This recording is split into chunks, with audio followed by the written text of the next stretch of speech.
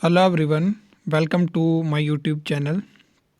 आज है 31 जनवरी और कल 1 फेब से जो है वो JOIT पोस्ट कोड 817 के टाइपिंग टेस्ट स्टार्ट होने वाले हैं और ये 24 फरवरी तक चलने वाले हैं। उसके बाद कब इसका टाइपिंग टेस्ट के जो रिज़ल्ट होंगे वो आएंगे और कब इसका फाइनल रिज़ल्ट आएगा उसके बारे में हम इस वीडियो में बात करने वाले हैं।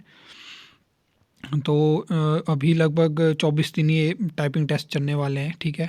और मैक्सिमम लोगों की टाइपिंग जो है वो हो चुकी है, ठीक है। और इसकी क्या एक्सपेक्टेड कट ऑफ रहेगी उसके ऊपर भी मैं वीडियो बना चुका हूँ। अगर आपने वो वीडियो नहीं देखी है तो आप उसको ज़रूर देख लेना। इसके बाद हम बात करेंगे टाइपिंग टेस्ट रिज़ल्ट कब तक आ सकता है। तो चलिए, जो टाइपिंग टेस्ट रिज़ल्ट है वो आपको मार्च में देखने को मिल जाएगा, ठीक है।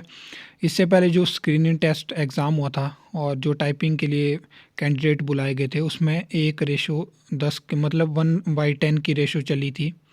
मतलब एक सीट पे 10 या 11 लोगों को सिलेक्ट किया गया था इन केस ऑफ टाई। और अब जो रेशो आएगी, मतलब टाइपिंग टेस्ट जिन्होंने क्वालिफाई कर दिया है, ठीक है, उसके बाद इवैल्यूएशन के लिए जो सिलेक्ट होते हैं वो 1:3 में सिलेक्ट होते हैं और अगर टाई हो तो 1:4 में। तो उस तरह से अब कैंडिडेट सिलेक्ट होंगे इवैल्यूएशन के लिए और मार्च में जो वो टाइपिंग टेस्ट रिज़ल्ट हमें देखने को मिल सकता है।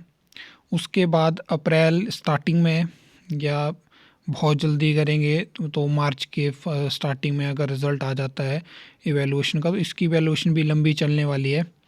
बाकी डिपेंड करता है कि उस टाइम तक कोरोना की जो ये थर्ड वेव आई है वो शांत हो जाती है। वैसे तो अब केस जो आना है वो कम हो गए हैं और कम इसलिए आ रहे हैं क्योंकि टेस्टिंग अब ज़्यादा नहीं हो रही है।